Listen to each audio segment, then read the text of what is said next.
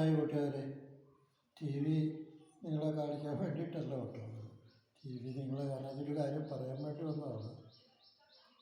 നമ്മുടെ വാർത്തകൾ മാത്രം കാണുന്ന കൂട്ടുകാർക്ക് പറ്റിയ ഒരു കാര്യം പറയാനാണ്. വാർത്തകൾ മാത്രം കാണുന്നവരെന്ന് പറഞ്ഞാൽ ചിലരൊക്കെ ചില വാർത്തകൾ മാത്രമേ കാണുള്ളൂ. അവർക്ക് അതിനുള്ള സമയമേ ഉള്ളൂ. പകലൊക്കെ അങ്ങനെ ഓരോ പണിയൊക്കെ ആയിട്ട് രാത്രിയിലൊക്കെ കുറച്ച് നേരം ഇരുന്ന് കാണും. അങ്ങനെയുള്ളവർക്ക് കാശ് മുടക്കാതെ കാണാവുന്നൊരു കാര്യം. ഞാൻ ഈ ഫേസ്ബുക്കിലൊക്കെ ആയിരുന്നു അധികവും എന്തെങ്കിലും വാർത്തകളൊക്കെ കാണുന്നത്. ഇപ്പോൾ ഫേസ്ബുക്കിലേക്ക് വാർത്തകളൊക്കെ വരുമ്പോൾ ഷെയർ ചെയ്യൽ വരുന്നത് വന്ന് കയറി പോകുന്നതൊക്കെ കുറവാണ്.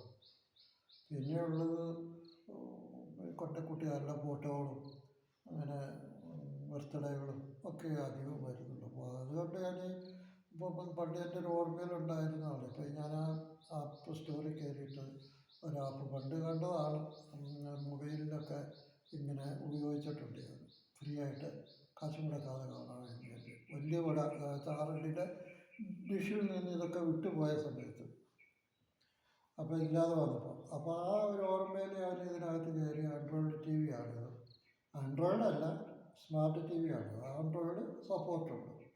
അപ്പോൾ ആൻഡ്രോയിഡ് ടി വി ഉള്ളവർക്കൊക്കെ ഇങ്ങനെ കാണാൻ കഴിയും എന്ന് പറയാനാണ് ഞാൻ വന്നത്. അതായത് ഇപ്പോൾ ഇതുകൊണ്ടില്ല, നമുക്കിങ്ങനെയുള്ള ചാനലുകളൊക്കെ കിട്ടും. അതിനകത്ത് ഏഷ്യാനെറ്റ് മാത്രമേ കാണാത്തുള്ളൂ. ബാക്കി ചാനലുകളില്ല. മനോരമയുണ്ട്,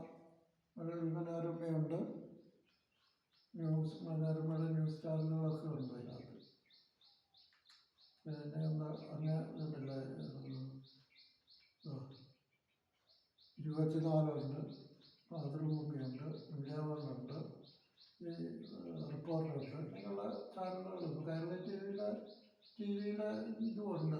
അതിനകത്തൊരു സിനിമയാണ് എന്താ ബട്ട്ലർ. കേരള ടി വിയിൽ അങ്ങനെയുള്ള ചാനലുകളൊക്കെ ഉണ്ട്. അപ്പോൾ നമുക്ക് വാർത്താ ചാനൽ ഇപ്പോൾ മനോരമയും മാതൃഭൂമിയൊക്കെ മാത്രം കാണുന്നവർക്കൊക്കെ അത് വാർത്താ ചാനൽ മാത്രം കാണുന്നവർക്ക് ഉപകാരപ്പെടുമെങ്കിൽ പെട്ടോട്ടെ എന്ന് കരുതി മാത്രമാണ് ഞാനിത് കാണിക്കുന്നത്. അല്ലാതെ വേറെ ഒന്നുമല്ല.